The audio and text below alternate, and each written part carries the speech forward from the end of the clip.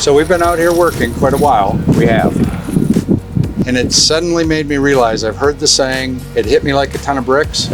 I think I get it. You get it. Yes. That's good. But you know, some people may not know exactly what we're doing out here today. And actually what we're doing is called striking, which is one of the most important final steps in the bricklaying process. Oh, interesting. So we've enjoyed this. Now let's turn it back to the professionals who do this, and let's go talk a little bit about this beautiful new medical education building and what we do inside of it. Sounds good to me. All right.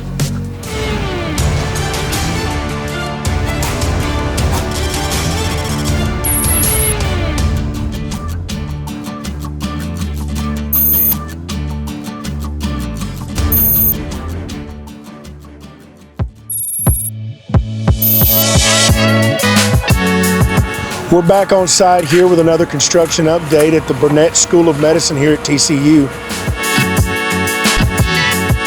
As you can see behind me, we're about 60% through with the facade. A building this size will take around 225,000 brick and about 760,000 pounds of cast stone to complete the veneer.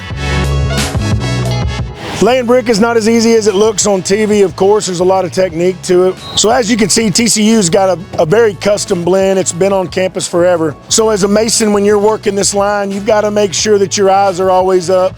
And we're making sure that we get the right blend. We don't want to see too many white brick or too many dark brown brick. Our mason comes out, he spreads his mortar along the course. He'll frog his mortar, he'll lay a brick using his palm as a kind of a gauge of where his brick needs to go as he comes along laying brick after brick. Once we get done with the course and he has roughly around 2 vertical foot of brick, plus or minus, we'll go in and we do what's called joining the wall or striking the wall. And what that is the final process to seal the brick, to seal the mortar system, and to give a flash of what we need.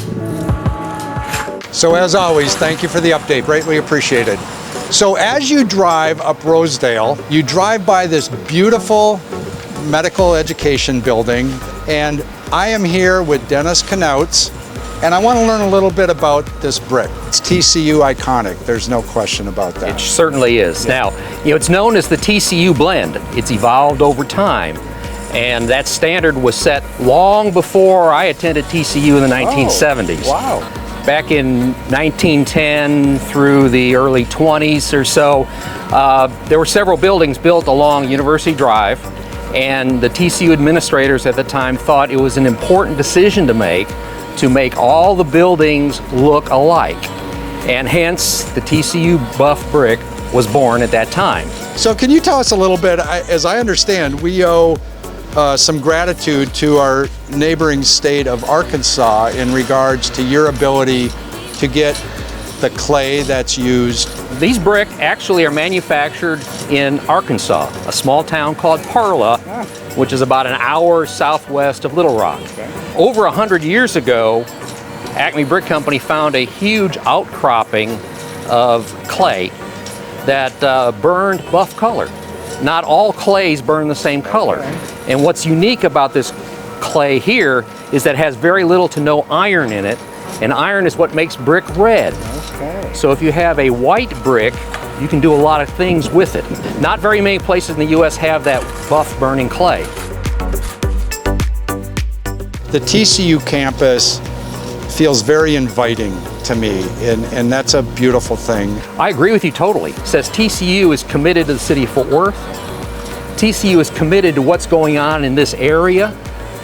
And it also says something very important. It says the education that goes on within these walls carries the same standards of excellence as the main campus.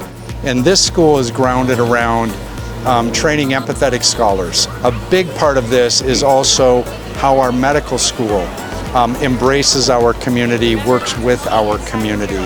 I think now bringing these same bricks to this building sends that same wonderful message that the TCU Central Campus sends.